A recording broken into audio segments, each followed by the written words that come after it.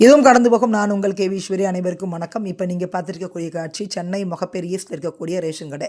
Ration கடைக்கு முன்னாடி தான் மக்கள் இவ்வளோ பேரும் வெயிட் பண்ணிட்டு இருக்காங்க. எதற்காக அப்படின்னா, ஜனவரி 15 பொங்கல் திருநாள் இல்லையா, அதை முன்னிட்டு தற்போதைய டிஎம்கே கவர்மெண்ட்டு 3000 ரூபாய் 1 கிலோ பச்சரிசி, 1 கிலோ சர்க்கரை, வேஷ்டி சேலை, ஒரு கரும்பு இதெல்லாம் கொடுக்குறாங்க. அதை வாங்குறதுக்காக தான் மக்கள் வந்து வெயிட் பண்ணிட்டு இருக்கிறாங்க. காலையில் 6 மணிலேருந்து இந்த மக்கள் வெயிட் பண்ணுறாங்க. பார்த்தீங்க அப்படின்னா, கிட்டத்தட்ட ஒவ்வொருத்தருமே 1 1/2 மணி நேரம் 2 மணி நேரம் வந்து வெயிட் பண்ணி தான் இந்த பணத்தை வாங்கிட்டும் அரிசி சர்க்கரையை வாங்கிட்டு போகிறாங்க. அங்கே கடையிலேயே வந்துட்டு மஞ்சள் பை கொடுக்குறாங்க. நம்ம பை எடுத்துகிட்டு போக தேவையில்லை. கடையிலே வந்து 2 பை கொடுக்குறாங்க. அதில் வந்து தமிழக முதலமைச்சருடைய புகைப்படம் பொறித்த மஞ்சள் பை கொடுக்குறாங்க. சர்க்கரையும் பச்சரிசியும் வந்து நம்ம அதில் வாங்கிக்கலாம். கரும்பு கொடுக்குறாங்க. 3000 ரூபாய் கேஷ் கொடுக்குறாங்க. கைரேகை வச்சு நீங்கள் அதை வந்து வாங்கிட்டு போகலாம். கிட்டத்தட்ட பார்த்திங்கன்னா, போன வருடம் கொடுக்கல அப்படின்னு நான் நினைக்கிறேன். அதற்கு முன்னாடி கொடுத்தாங்க, 1000 ரூபாய் கொடுத்தாங்க. அதிகமான ஒரு பணம் அப்படின்னா இந்த வருஷம் தான் அது 3000 ரூபாயாக கொடுத்துருக்காங்க. ஏன்னா இபிஎஸ் உடைய ஆட்சி காலத்தில் பார்த்திங்க அப்படின்னா, டிஎம்கே சொன்னாங்க, எதிர்கட்சியாக இருக்கும் பொழுது சொன்னாங்க 5000 ரூபாய் கொடுங்க நீங்கள் பொங்கலுக்கு அப்படின்னு சொன்னாங்க. பட் பார்த்திங்கன்னா, இப்போ இவங்க 3000 ரூபாய் கொடுத்துருக்காங்க. அதுவும் வந்து 2026க்கான சட்டமன்ற தேர்தல் வரப்போகிறது இல்லைங்க, அதனால தாங்க 3000 ரூபா கொடுக்குறாங்க அப்படின்னு எதிர்கட்சிகள்லாம் வந்து பேசுகிறாங்க. சமூக வலைத்தளங்களில் கருத்துக்களெல்லாம் வந்து பதிவு பண்ணுறாங்க. எப்படியெல்லாம் வந்து ஆட்சியை பிடிக்கணும் அப்படின்றது டிஎம்கேக்கு நல்லாவே தெரியும். அதனால தான் வந்து கடைசி நேரத்தில் 3000 ரூபா கொடுத்து மக்களுடைய மனசை வந்து மாற்றுறதுக்கு பார்க்குறாங்க அப்படின்ற மாதிரி விமர்சனத்தையும் வந்து முன்வைக்கிறாங்க. இந்த மக்கள்கிட்ட வந்து நானும் வந்து பேட்டி எடுத்த 2-3 பேர் பேசினாங்க. எங்களுக்கு ரொம்ப மகிழ்ச்சியாக இருக்குதுங்க, 3000 ரூபா கொடுத்ததில். போன வருஷம் கொடுக்கலங்க, அதுக்கு முன்னாடி கொடுத்தாங்க. மகளிர் உரிமை தொகை எங்களுக்கு வர்றதில்லை அப்படின்னு நிறைய பேர் இதில் சொன்னாங்க. விடுபட்டு போச்சு அப்படின்னு சொன்னாங்க. ஸோ எது எப்படி இருந்தாலும் சரி, இன்றைக்கி வந்து 3000 ரூபாய் அப்படின்றது வந்து மக்களோட வரி பணம் தான் அது. அதனால் அந்த பணத்தை வாங்குறதுல எங்களுக்கு ரொம்ப மகிழ்ச்சி அப்படின்னும் சொல்கிறாங்க. ஸோ அந்தளவுக்கு இன்றைக்கி மக்களோட மனநிலை மாறி விட்டது அப்படின்னா, மக்களுடைய மனநிலை மாறி விட்டது அப்படின்றத நான் பார்க்குறேன். இதில் வந்து நிறைய யங்ஸ்டர்ஸ்லாம் வந்து நின்று க்யூவில் நின்று இந்த பணத்தை வந்து வாங்கிட்டு போகிறாங்க.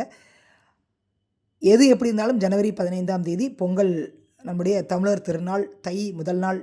அதனால் அனைவருக்கும் பொங்கல் திருநாள் வாழ்த்துக்கள். பொங்கலோ பொங்கல், உங்களுடைய குடும்பம் வந்து மகிழ்ச்சியாக இருக்க வேண்டும். நன்றி. ஐயா, உங்கள் பெயர் சொல்லுங்க ஐயா. என் பேர் எத்திராஜன். எந்த ஏரியா அது? முகப்பேர் கிழக்கு. ஓகே, இப்போ நீங்கள் ரேஷன் பொருள் வாங்குறதுக்காக ரேஷன் பொருள் வாங்குறதுக்காக வந்திருக்கேன். சொல்லுங்க ஐயா. கடந்த 3 ஆண்டு காலமாக தரல. இந்த வருஷம் கொடுத்து எங்களுக்கு நல்ல மகிழ்ச்சியாக இருக்குது.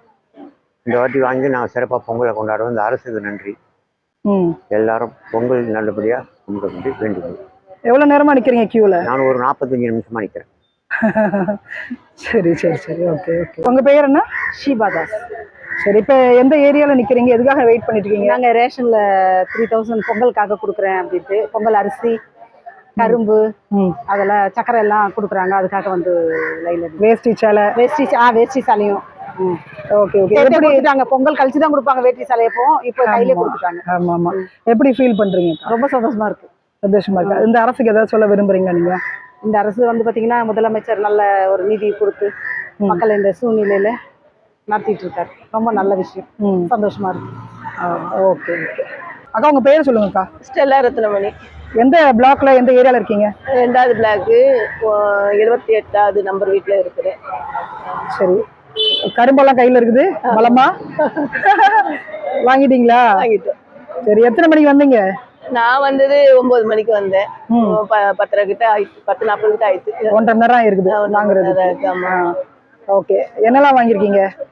வேஷ்டி சேலை, 3000 பணம், இந்த கரும்பு, சர்க்கரை, அரிசி, இத்தனை பொருள் வாங்கியிருக்கிறோம்.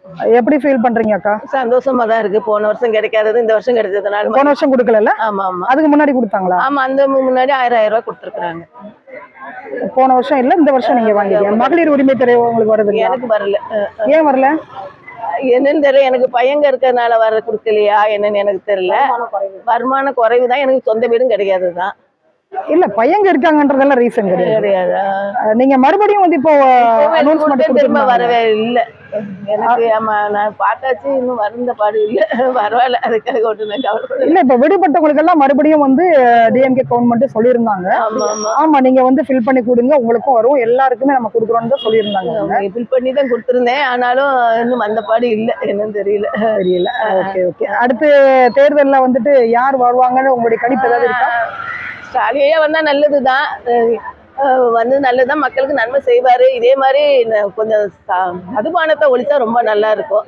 மத்தபடி அவர் ஆட்சி எனக்கு பிடிச்சிருக்குது. மத்தவங்களுக்கு எப்படி? யாருமே இந்த வார்த்தையை சொல்ல மாட்டாங்க, மதுபானத்தை ஒழிச்சா நல்லா இருக்கும். நீங்க அவங்களுடைய தேர்தல் பிரச்சாரத்துல அதுதான் சொல்லியிருந்தாங்க. நாங்க ஆட்சிக்கு வந்தா மது கடையெல்லாம் மூடுவோம் அப்படின்னு சொல்லியிருந்தாங்க. இந்த 4.5 வருஷத்துல அவங்க அதை பண்ணல. இது நீங்க எப்படி பாக்குறீங்க? அடுத்து அவங்க வந்தா மூடுவாங்கன்னு நினைக்கிறீங்களா? யாரும் மூட முடியாதான் நினைக்கிறேன். கள்ளச்சாராயத்தை திரும்ப தொடருவாங்கங்கிறாங்க. நம்ம கடவுள்கிட்ட தான் பிரார்த்தனை பண்ணணும். மத்தபடி அவங்களதான் மனுஷன் மாத்தணும். மத்தபடி ஒண்ணும் முடியல. கவர்மெண்ட்டுக்கு ஓட்டை போட்டுட்டு நீங்க கடவுள்கிட்ட பிரயாசம் பண்ணுவீங்களா? அவங்க வேற எடுத்து குத்த போறாரு. கரெக்ட் தானே? சரி, ஓகே. உங்க வீட்டுல யாராவது மதுவுல பாதிக்கப்பட்டிருக்காங்களாக்கா?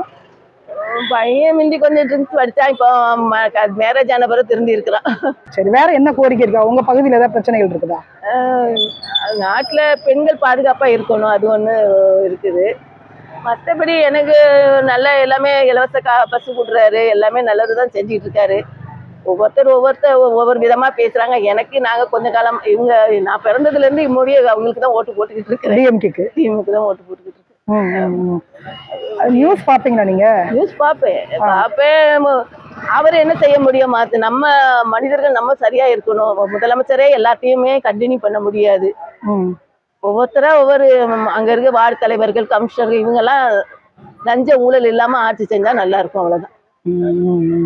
Okay, okay. உங்க பகுதியில் இருக்கக்கூடிய பிரச்சனைனா என்னவா இருக்குது? எங்க ரோடெல்லாம் நல்லா இருக்கு. தண்ணி பிரச்சனை எல்லாம் ஒண்ணும் இல்லை. நாங்க இருக்கிற ஏரியாவுல ஒன்றும் பிரச்சனை கிடையாது. பெண்களுக்கு பாதுகாப்பு இல்லைன்றீங்க? பெண்களுக்கு ஒரு சில இடங்களில் பாதுகாப்பு இல்லை. எங்க இடத்துல எங்களுக்கு அந்த பிரச்சனை இல்லை. பெண்கள் நம்ம வீட்டுல ஒழுங்கா இருந்தா நமக்கு ஏன் தலைவலி வருதுன்னா என்னுடைய பிளானா இருக்குது. நம்முடைய உலக அலங்காரத்திலும் மற்ற விஷயத்திலும் நம்ம ஒழுங்கா இருந்தா எல்லாமே ஒழுங்கா இருக்கும் தான் நான் நினைக்க முடியும். அப்ப சுதந்திரன்றது என்ன? சுதந்திரம் எல்லாத்தையுமே நீங்க கட்டுப்படுத்தினீங்கன்னா அந்த ஒரு கேள்வி வருது இல்ல? ஆமா, பெண்களுக்கான சுதந்திரம் அப்படின்றது ஒழுக்கமா தான் இருக்கணும். எல்லாருமே தன் சகோதரிகளா பாதிச்சா ஒண்ணுமே இல்லை உலகத்துல. அது ஆண்கள் இந்த போதைப் பொருளுக்கு ரொம்ப அடிமையாயிட்டாங்க. அதுவும் முக்கியமா இந்த போதைப் பொருள் ரொம்ப இருக்கிறதுனால அதனால அது யாரு கட்டுப்படுத்துறது? அதனால இந்த அசம்பாத விதங்கள் நடக்குது. எல்லாரும் திரும்பி நல்லா வாழணும்னு நினைச்சா மனித குலம் ஆசீர்வதிக்கப்படும். அவ்வளவுதான். மாதம் ரேஷன் பொருள் உங்களுக்கு கரெக்டா வருதா? கரெக்டா வாங்குறீங்களா நீங்க? உங்க வீட்டுல முதியோர்கள் இருக்காங்களா? எங்க வீட்டுல முதியோர் அவங்களுக்கு இல்லம் தேடி இந்த ரேஷன் பொருள் எல்லாம் கொடுத்துருக்காங்க அந்த மாதிரி இல்ல? சரி, ஓகே, ஓகே. நன்றி.